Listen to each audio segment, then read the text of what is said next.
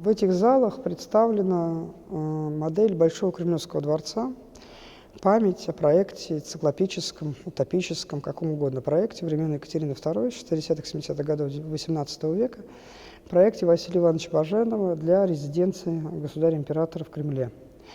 От него, от этого проекта осталась модель и некоторое количество чертежей. Они разбросаны по разным странам. И есть, например, чертежи во Франции, которые хранятся, есть чертежи в собрании Государственного музея Московского Кремля.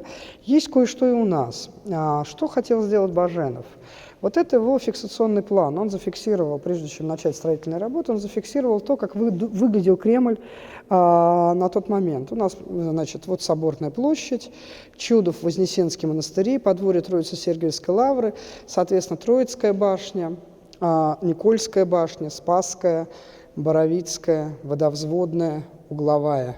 И вот стена Китай-города пошла, да?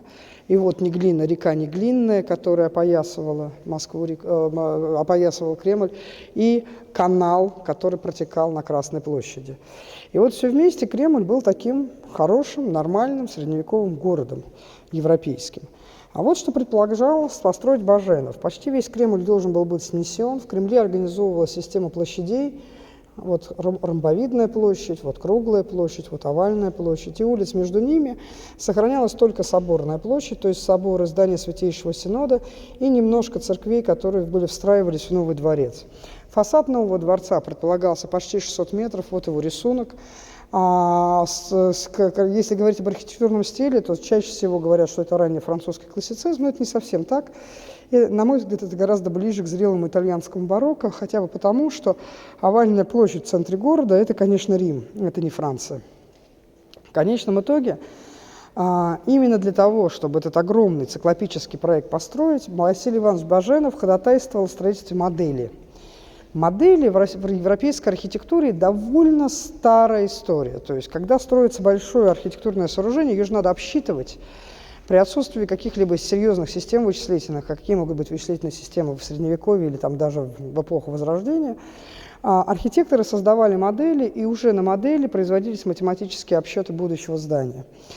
Для строительства, такого строительства, каким должен был стать Кремлевский дворец, конечно, строительство модели было необходимо. И Баженов ее строит, он ее строит 4 года. Он для сборки и демонстрации модели в Кремле, рядом с Соборной площадью, строится модельный дом. И модель становится первой архитектурной выставкой в России, потому что по высочайшему дозволению каждую субботу туда допускались все, кроме подлого народа. То есть эта модель стала таким, если хотите, действующим архитектурным музеем.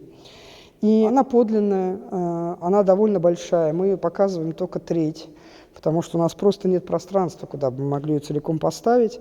А общая ее площадь порядка 210-13 квадратных метров. При производстве модели Баженов использовал подлинный мрамор, который он заказывал, и под него тонировались колонны. То есть колонны, конечно, не мраморные, а деревянные, они вытачивались на токарном станке. Капители были отлиты из свинца. Сама модель строится из грушевого дерева, липы и немного дуба, тонируется и раскрашивается в цвета будущей постройки. И самое интересное, что когда Василий Иванович Баженов предложил Екатерине II эту модель в качестве проекта под утверждение, он ей предложил не один вариант, а 2 варианта дворца. Вот это второй вариант фасада дворца, который такой более лапидарный, более сухой. Екатерина, понятное дело, выбрала первый, но у нее был выбор, и поэтому в основной проект правок почти не было внесено. Эта модель была представлена Екатерине в Санкт-Петербурге. После ее строительства она была разобрана, отвезена в Санкт-Петербург. 7 месяцев ее везли на 11 подводах в Петербург. В Петербурге на месте нынешнего Исаакиевского собора был собран еще один модельный дом, в котором эта модель была представлена публике. Она там стояла почти год, после чего она была возвращена в Москву, и работы были начаты, но не закончены. Строительство дворца сразу выявило проблемы с грунтами, то есть после того, как были снесены стены, пополз холм, и Баженову пришлось потратить довольно большое количество времени на строительство подземных конструкций, которых можно назвать субструкциями. Вот на этой акварели Алексеева, Федора Алексеева, вы видите, это акварель с изображением коронационного дворца, построенного уже Николаем Александровичем Львовым для Павла Петровича. А вот на акварели Алексеева видно остатки строительства Баженова. Да, уже после того, как стена была возведена обратно, все равно под Боровицким холмом до сих пор эти субструкции, они держат холм до сих пор. А потом оказалось слишком дорого, Екатерина закрывает проект и в качестве утешения дает Баженову Царицыной, и там начинается уже совсем другая история. Но модель Большого Кремлевского дворца, которая сейчас стоит в нашей экспозиции, пусть не целиком, она дает совершенно невероятное впечатление и представление о том, что такое настоящая архитектура. Настоящая архитектура не зависит от размера. Это как с детьми. Ребенок маленький, но он же человек и обладает всеми правами человека. То же самое с архитектурой. Архитектура, даже маленькая, все равно остается величайшим из искусств.